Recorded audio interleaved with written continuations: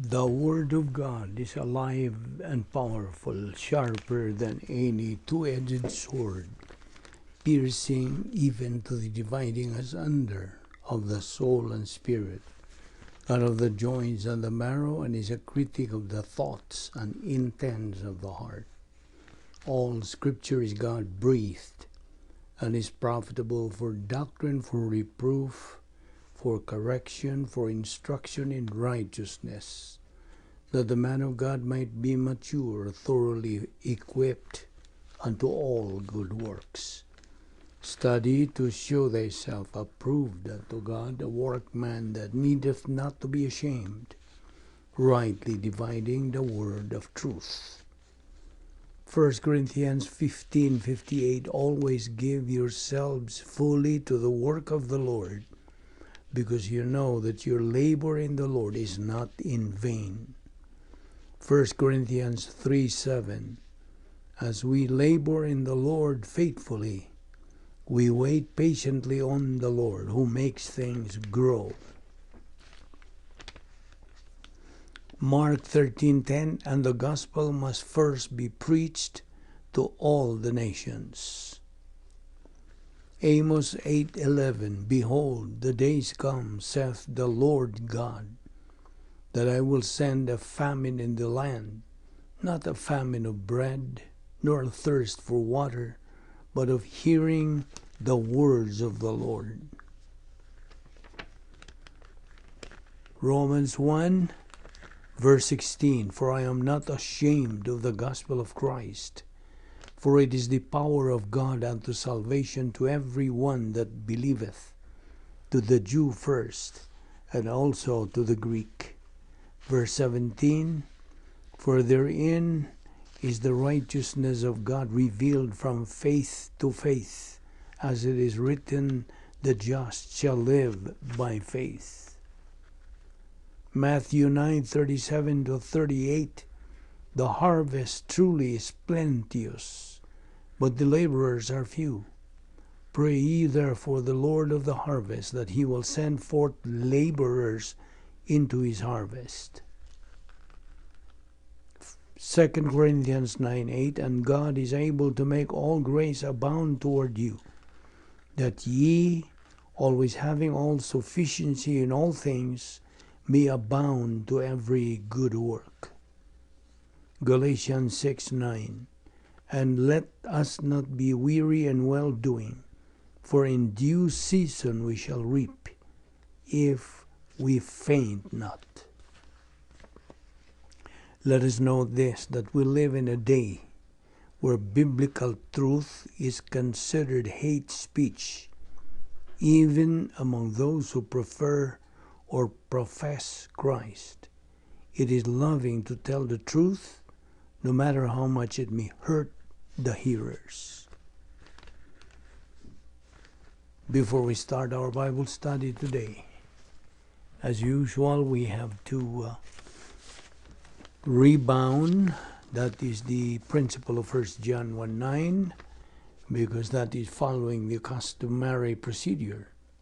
So the next few moments are devoted to silent prayer after we have examined ourselves, examine our souls. If we still have some sins, we have to confess all those sins directly and privately to God the Father, so we can be prepared for the study of the Word of God. So you have a few moments of privacy in order to make the transition in the strict academic discipline. Therefore, let us pray.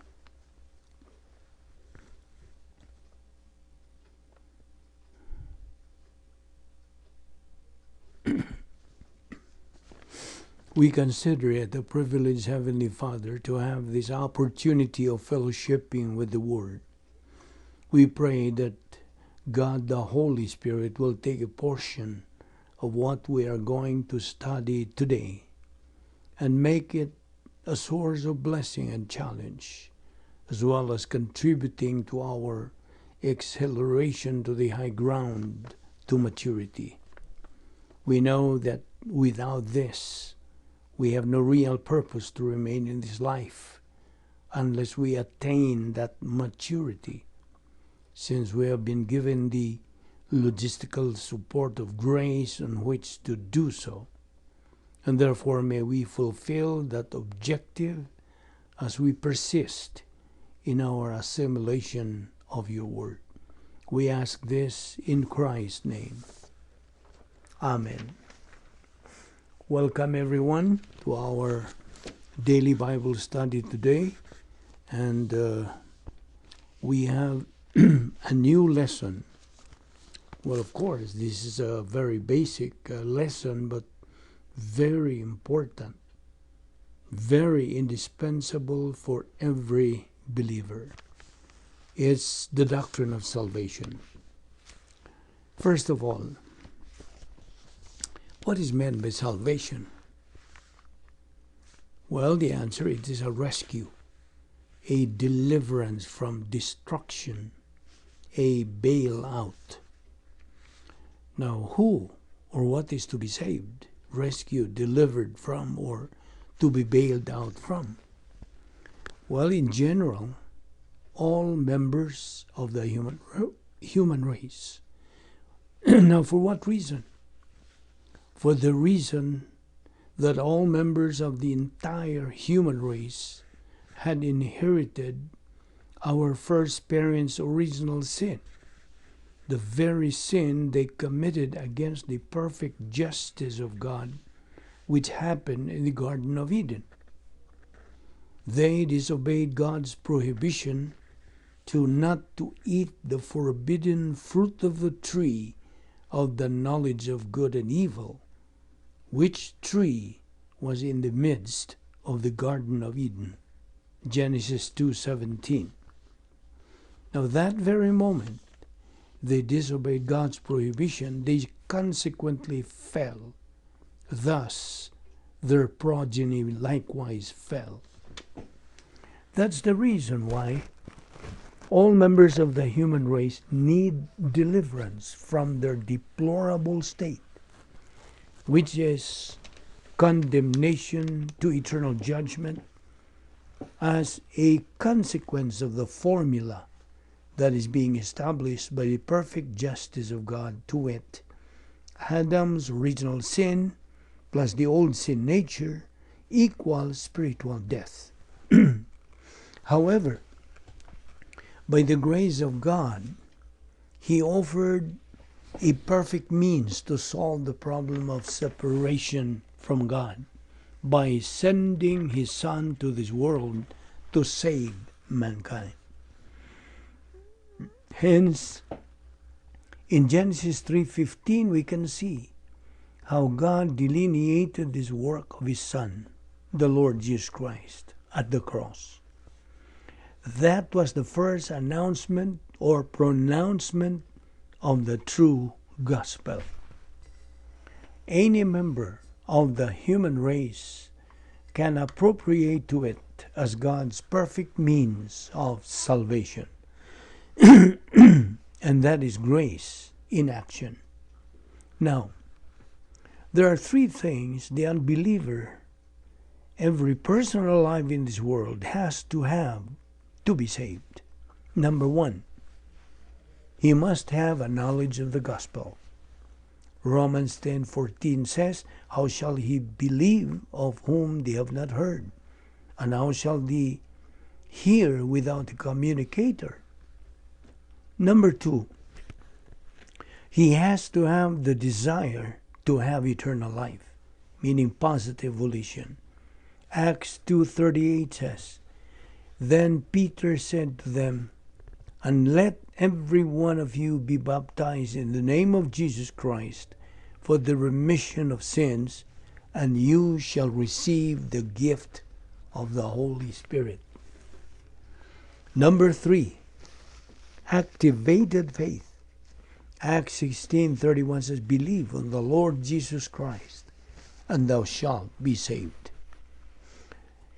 When the gospel is preached, it has power. The power is not in the evangelist or preacher, or because of the persuasive eloquence of his message, but rather that God was pleased through the foolishness of what was preached to save those who believe. 1 Corinthians 1:21. Now, the plan of redemption unfolded as Almighty God sent His Son to earth on a mission to die, to give His life as a ransom for many. Mark 10:45. And not simply to die, but to die on a cross in punishment for our sins, so that we might be forgiven and receive the gift of eternal life. To many, that sounds like nonsense. But the Bible says the message of the cross is foolishness to those who are perishing. But to us who are being saved, it is the power of God. 1 Corinthians 1:18. A person's attitude towards Christ determines his eternal future. To believe in Christ, eternal life. To reject Christ, eternity in the lake of fire. The lake of fire is the final destination of the devil and his angels, and that is where unbelievers go. In the last judgment, Great White Throne Judgment, Matthew 25:41 says, Then He, God the Father, will say to those on His left, Depart from me, you who are cursed, into the eternal fire, prepared for the devil and his angels. Because you, unbeliever, used your negative volition by rejecting Christ as your Lord and Savior.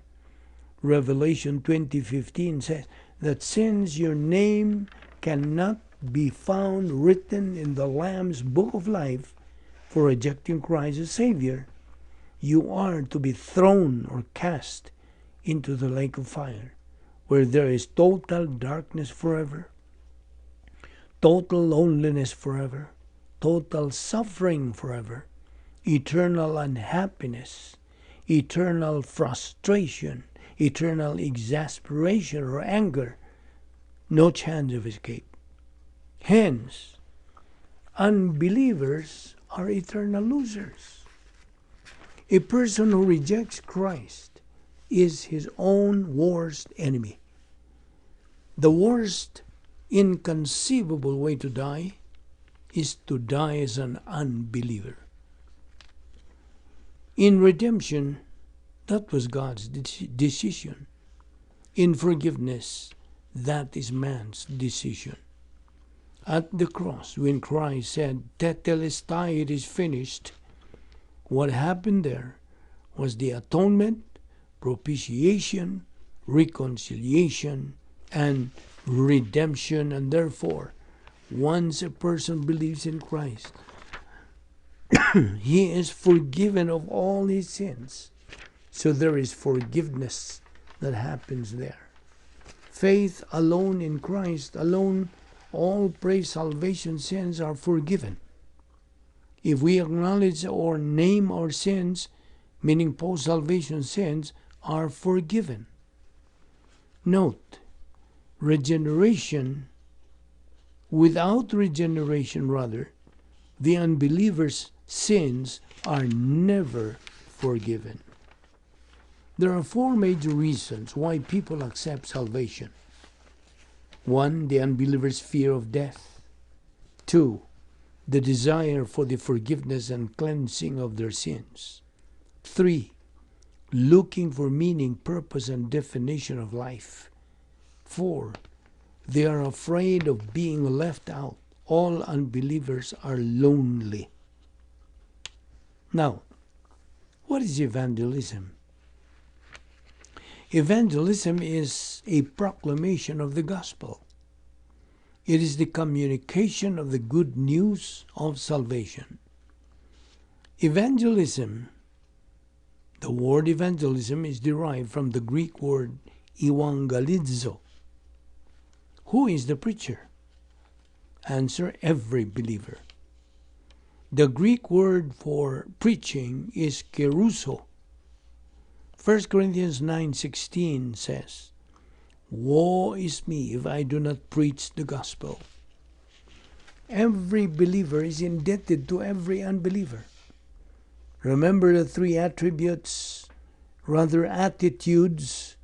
of Romans 1:14-16? I am a debtor, verse 14. I am ready, prepared, verse 15.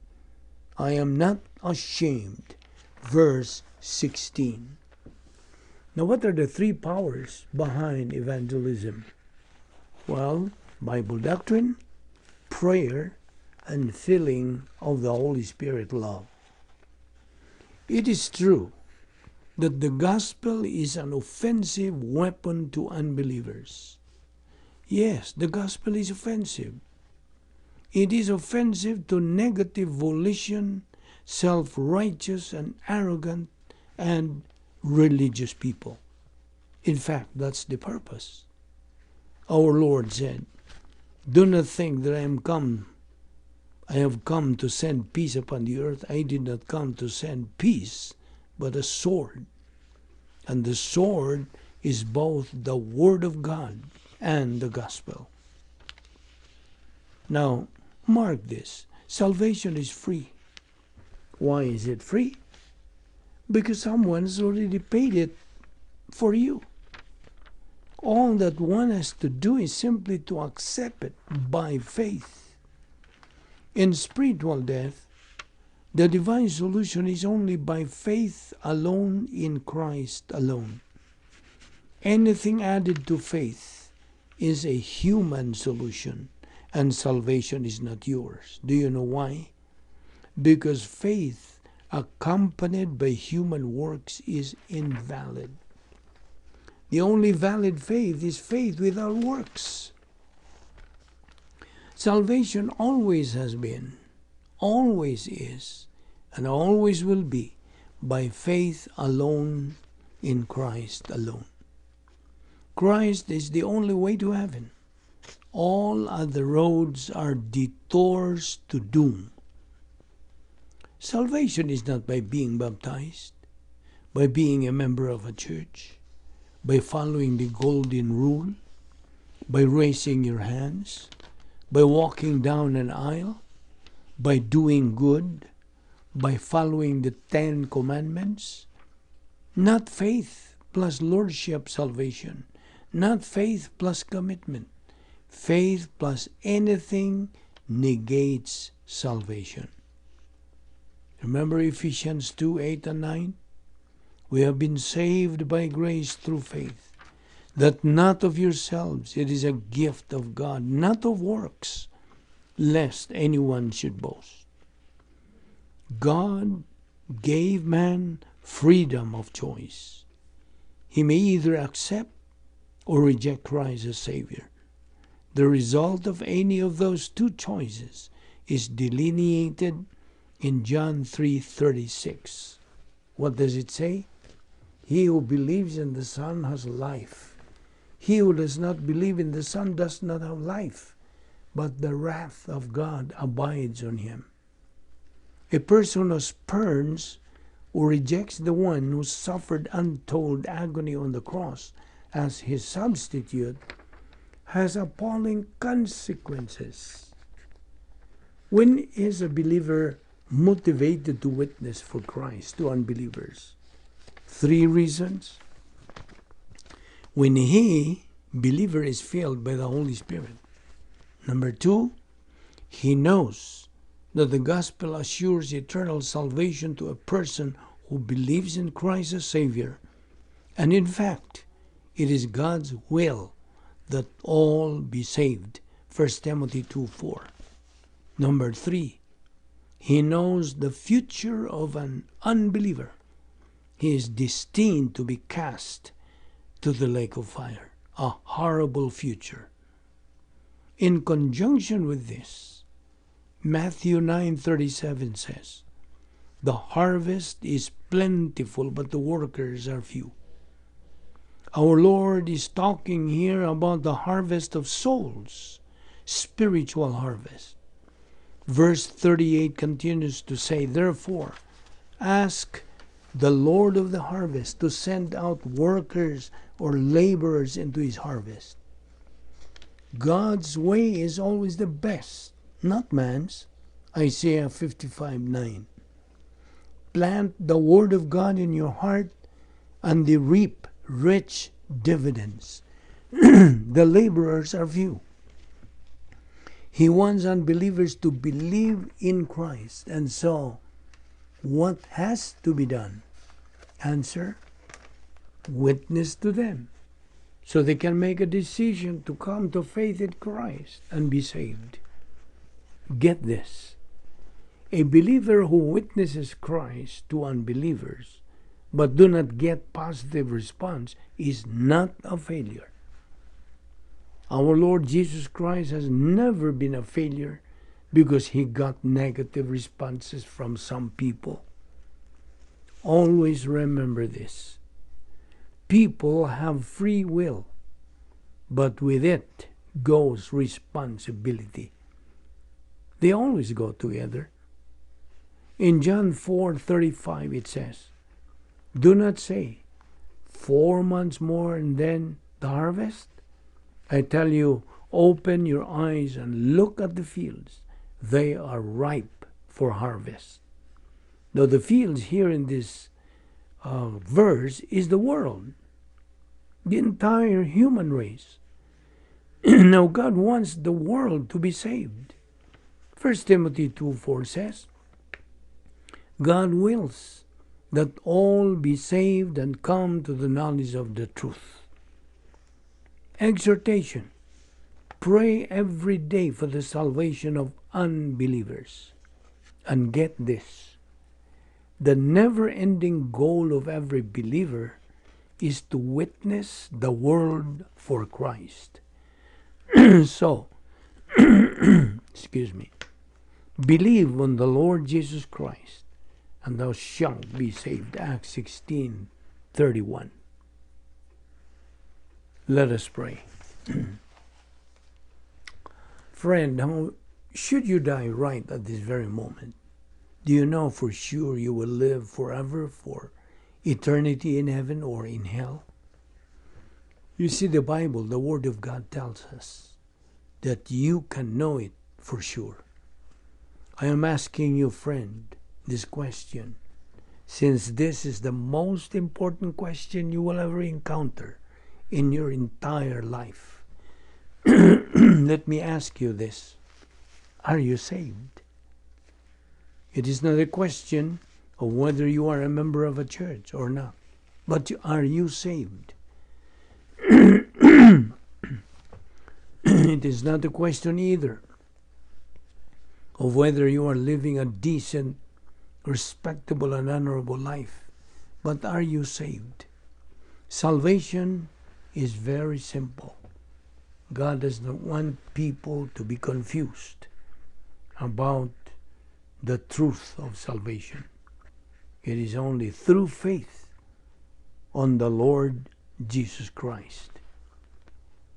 Because all members of the human race have sinned and come short of the glory of God. So, it's because of your sins that you have come short of the glory of God, and that is the reason why you will never be able to meet the necessary requirements for you to be saved. Therefore, the only way that you can be saved is putting your faith on the Lord Jesus Christ as your own personal Lord and Savior. Believe on the Lord Jesus Christ and you will be saved. Acts 16:31. Let us pray. Father, we thank you for the time you have given us to study your word today. Thank you. And bring us again tomorrow to this get-together of believers to study your word, so we can continue our spiritual momentum and ultimately reach our goal, which is spiritual maturity. This we ask in the name of Christ, our Lord and Savior. Amen.